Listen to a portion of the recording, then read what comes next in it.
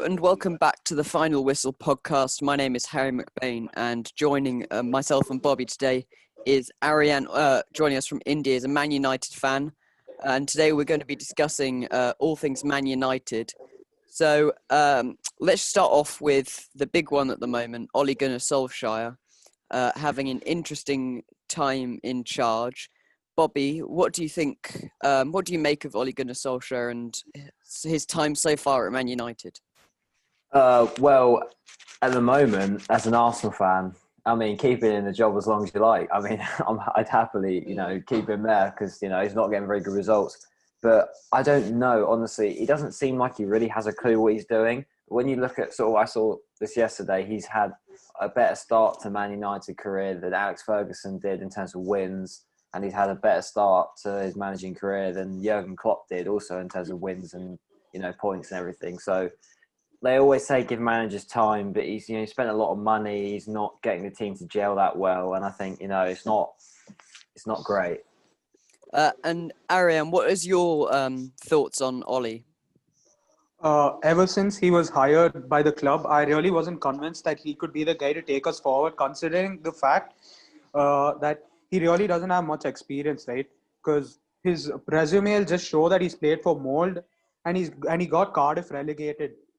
And tactically it just doesn't look right. I mean, people can say that people can go on to say that his record's far better than Klopp's, but if you go on to see, Klopp has inherited a far worse team. They had the likes of Joe Allen, and then they had the only good guy that Liverpool had at that time was probably Coutinho. Mm-hmm. So Solskjaer, I don't know. I'm just not convinced. I think I've always felt there's a need for a change. Now, if we do look at his record, so currently he's done 101 games at United, and his win rate is 54%. And if we look back at other Man United managers, obviously the last two in Mourinho and Van Gaal, Mourinho's win percentage 58%, and Van Gaal was 52%. Mourinho obviously had more games compared to the other two who have had about the same. Bobby, do you think that obviously Pochettino's not hired at the moment, and there was talk earlier this week that he's been approached? Do you think he's the right manager to take them forward, or do you see someone else that could, take over at the club? I honestly not sure. I think a lot of Man United's success at the moment comes from their attack. They score a lot of goals. They've got good attacking options. But we do see that when that doesn't work and their defence doesn't work, it all goes wrong. So I'm not too sure about Mauricio Pochettino. Obviously, he's been in the Premier League for years. I honestly don't know too much about how he sort of sets teams up. But I definitely think, with his experience, just his experience in the Premier League, it definitely could be, a better signing for United than Solskjaer, given that he had not very much experience, as you said. So I think, it definitely could be a good transfer, but you've always got that, that defence that, maybe he could sort them out. Maybe he could be the one that gets them playing properly again. Ariane, would you take Pochettino to take over? Actually, I wouldn't mind him joining the club. The main reason being he's really great at man management, right? So over the years at Spurs, at Southampton, we've seen the way he's grown players individually, and it's something that Ole has been unable to do. So I mean, he might have not won a trophy. I mean, any major trophy yet, but yeah, I'd still take him. But I would have stuck to Mourinho though. I really would have. And on Sky Sports recently, they were talking about, like you were saying there, about player development and Paul Pogba especially, that when you look at Pogba as a player, internationally, he did brilliantly at the World Cup in Russia. He's done well at Juventus. What's not going right for him at Man United? Because he's a good enough player. There's a lot of reason about that he's not being played in the right way. He's not being played in the right position, or not alongside the right people.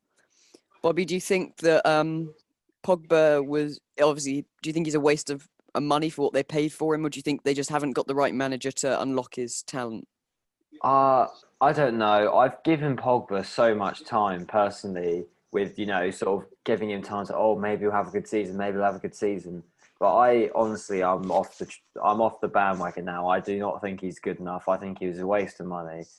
I agree that on his day, he is world class. He has great games, but you're not world class if you can't perform at least to a minimum standard every week.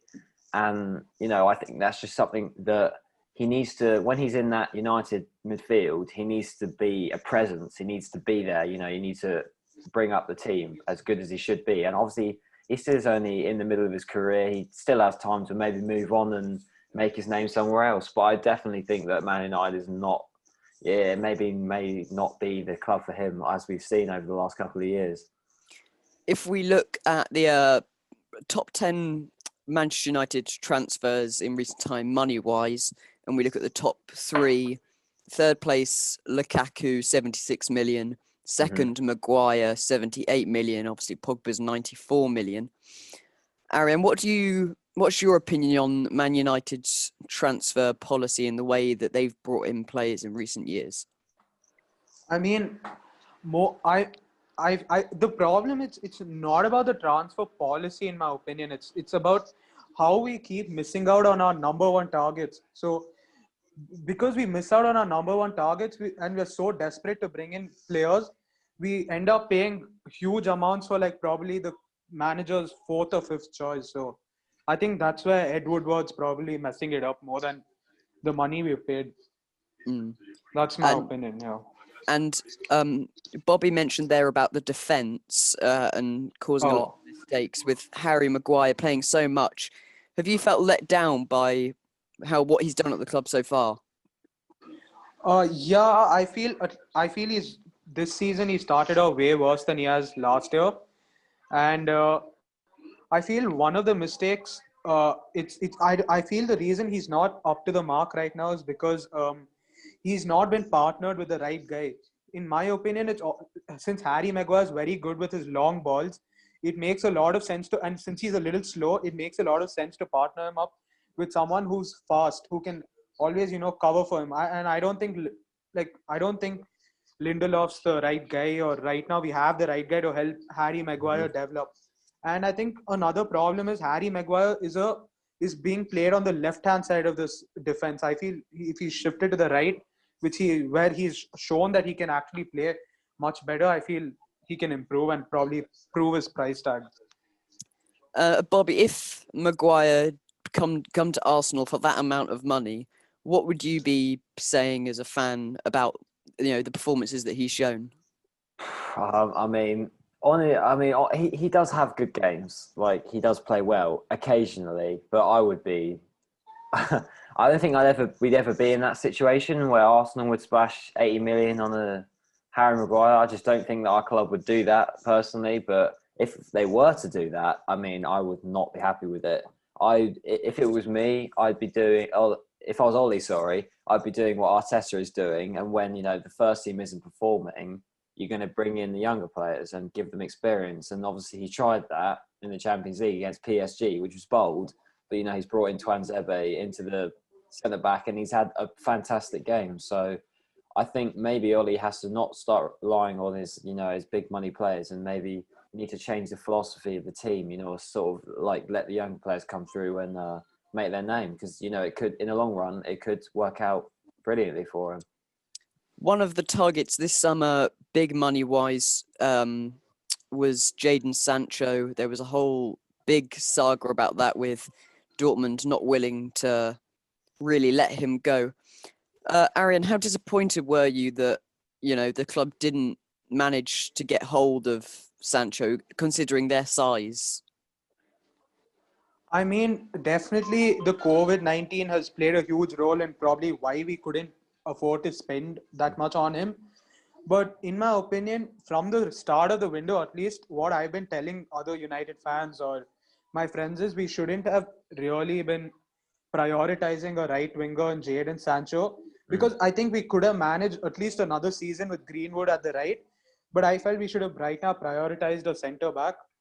So And the Jadon Sancho saga, I got really annoyed because it started feeling like the Neymar one when he went to PSG.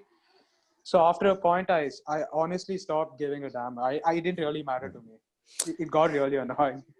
And then obviously, a lot of people blaming Ed Woodward transfer wise, but a lot of Man United fans aren't happy with the background of the club anyway. Obviously, the Glazers are the owners of the club.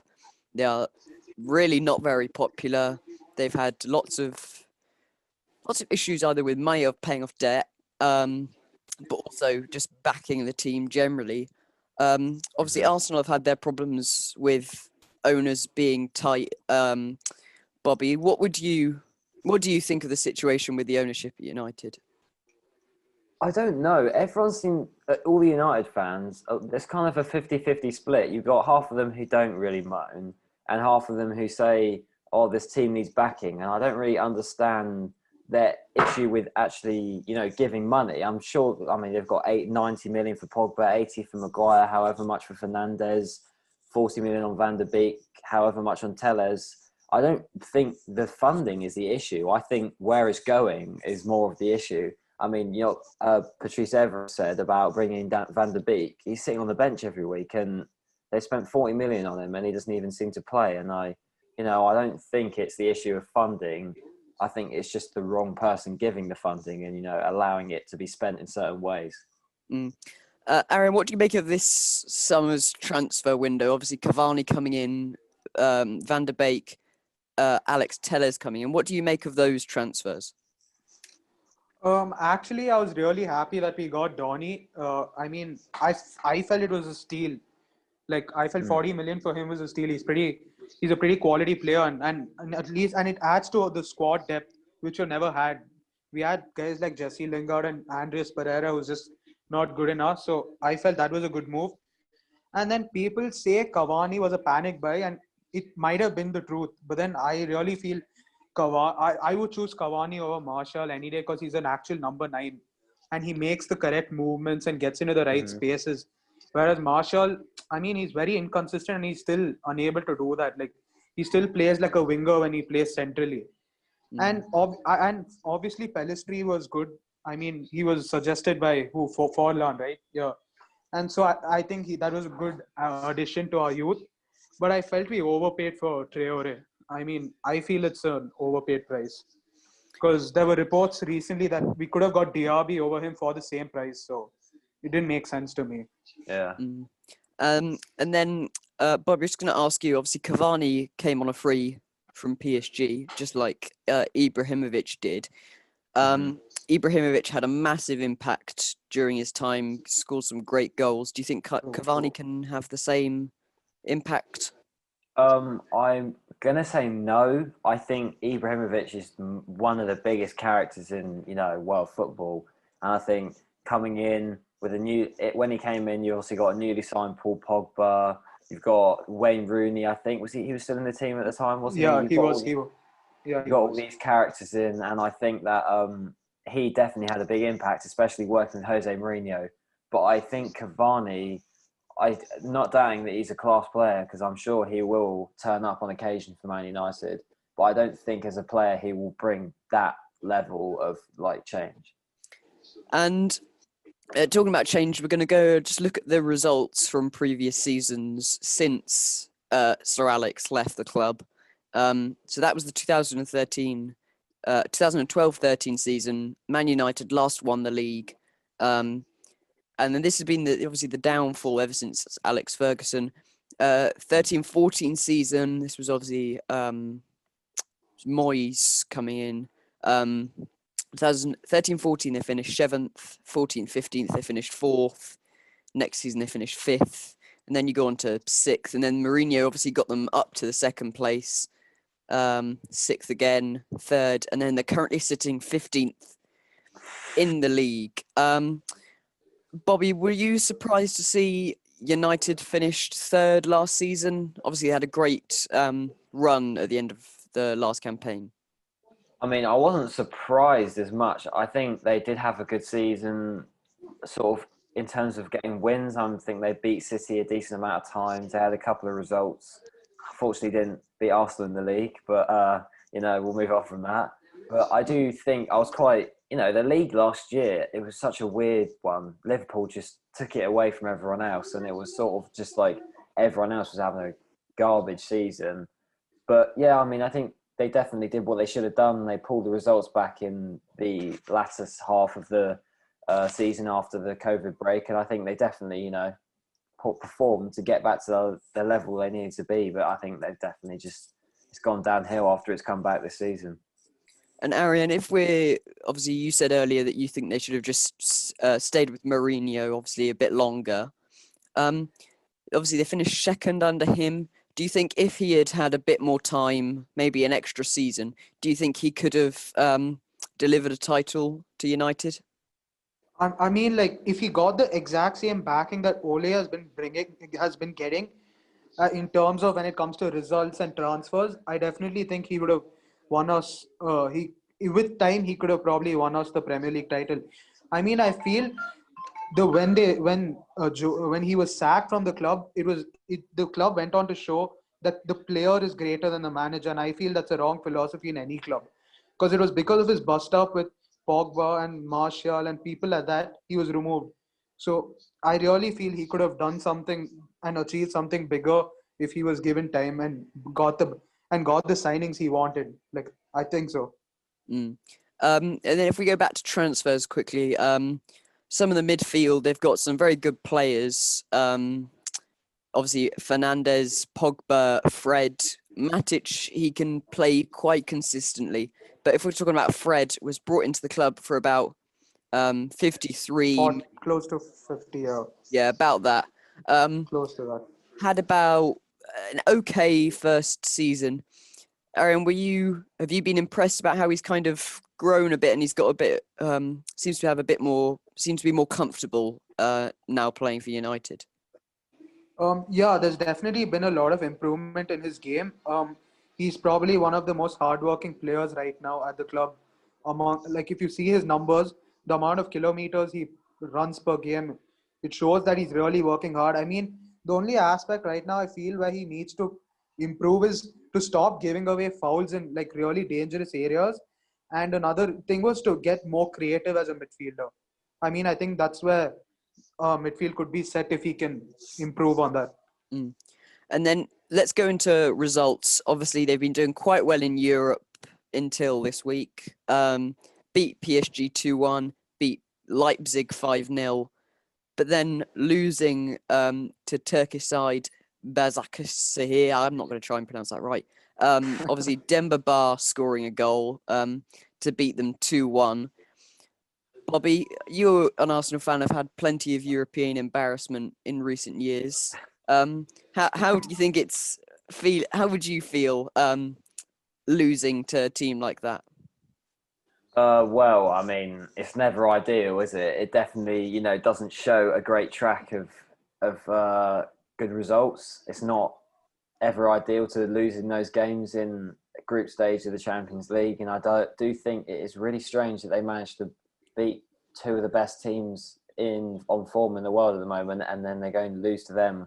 I think it's just schoolboy errors. I think the whole thing we've seen from Man United, they have good games and they have bad games. But the goal that we saw from Demba Ba, I don't know where the defence was, but even me playing it like how 15-year-old playing football, that you don't leave the striker on his own. You have at least two people back there. So, I mean, I don't know what they were doing. I don't know what Ole is doing to teach them how to defend, but it's obviously not working very well for them. Ariane, what was your reaction to that performance? I mean, if anyone who really watched the game live, they would realize how funny the situation was, because the Istanbul ended up using the same tactic that Ole uses against big sides. That is, sit back and then transition into the attack when the entire Istanbul team's on the attack. So I mean when the bigger teams are on the attack. So I mean, it made him look pretty stupid, because it's the exact same tactic he ends up using. It's one of his major tactics that have got us the big results. So it was pretty disappointing. And what makes it more disappointing is the fact that United became the team to give Istanbul their first ever UCL win. So we've gone down in history as a it's a pretty bad part of history to be remembered for. Yeah. So I was disappointed. And then we look at the league results. Lost to Palace 3-1, just scraped a win against Brighton. Embarrassing 6-1 to Tottenham, obviously with the player sent off as well. A good result against Newcastle 4-1, 0-0 with Chelsea, and then losing to Arsenal 1-0. There's a focus on the Tottenham game though. Ariane, what did you think of that game? I was watching it and it was honestly just such a shambles. I mean, deep down, if I'm going to be really honest, I was a little happy because Mourinho could just show the board that if you had kept me, this could have probably such results, such inconsistencies could have probably been avoided. But I mean, yeah, it was definitely embarrassing. Like when Sir Alex Ferguson lost to Manchester City 6-1, it was far lesser embarrassing because those players that he had actually showed character, hard work, and determination to get something out of the game. But our current players, I mean, except probably like Bruno Fernandes, I mean, literally no one else shows like any intent, and everyone's pretty inconsistent. So yeah, it was really embarrassing to watch. And then we go to the Crystal Palace loss, Bobby. Arsenal are about the same size as Crystal Palace. What did you think when you saw the result? Crystal Palace 3, Arsenal, Manchester United 1, sorry. Oh, I actually did watch that game. It was pretty. It's a good game to watch actually, and it was the first. Was it the first loss of the season? It was one of the first games of the season, I think. But it was Yeah. it was interesting just to see when I think Jordan, it's Jordan Ayew, isn't it? Very underrated player.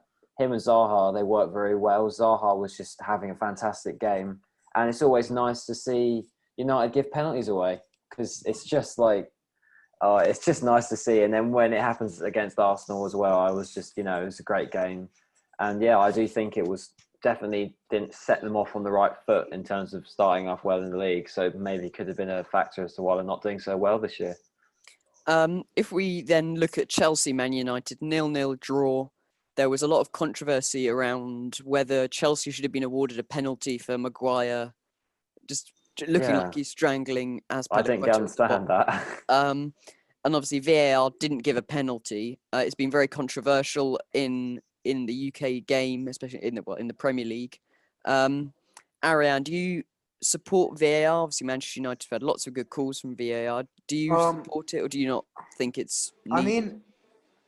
I mean, I don't necessarily think it's needed. Like, I mean, even after tweaking the rules, it's just not working out. I mean, the referees are still making bad decisions. Although I'm a United fan, I really do think Chelsea deserved the penalty on that day because Harry Maguire literally had Aspilicueta on a headlock. So like, I really don't know what's happening. Like, I mean, I feel it should be scrapped entirely. Yeah, It ruins it ruins the momentum also. Yeah, definitely. So One it's thing I pretty also annoying, don't understand with VAR is that rule now where if the player is offside, they don't flag it straight away. They let them carry off, and then they put the flag up. I don't understand. It's very annoying to watch, especially because you're like, oh, we're through. I thought that was offside, but don't worry, we're through and go. Oh, he's put the flag up. And there's another rule about VAR, right, where you can only be called offside if the part of your body is used to score a goal. So, I mean, how do you score a goal with your armpit? I still don't get it. Like, so why do they end up calling that offside? I mean, yeah, I know it's kind of stupid. Like, I think one of the issues is I don't think there's enough rules are set in stone because I think all of the referees they don't really know what the actual rules are, so they just make their own interpretation of it. That's probably true. Yeah, you get the inconsistency of some games one's offside and the other one it isn't. And then exactly when you've got the principal point of VAR is the fact that it's meant to support the referee and give him a second opinion, but it's not being used as that. It's being as this is what we think you have to use it basically. Yeah. And we've seen obviously this season more referees using the pitch side monitor, which is good to see because last year they just didn't use them at all. But I think the people in the VAR room at Stockley Park are still having more control, which I don't think they should have. I think they should just be there and go, Well, Yeah, definitely. I think it should kind of be a penalty, but that probably won't change for this season. We might have to see next season whether they do a vote. It'll be very interesting to see. That's all we have time for today. Thanks, Ariane, for coming on and giving us Yeah, no problem. great opinions, and thank you everyone for listening. It's been I hope that you've enjoyed. Remember to like and share and subscribe. And that was the final whistle.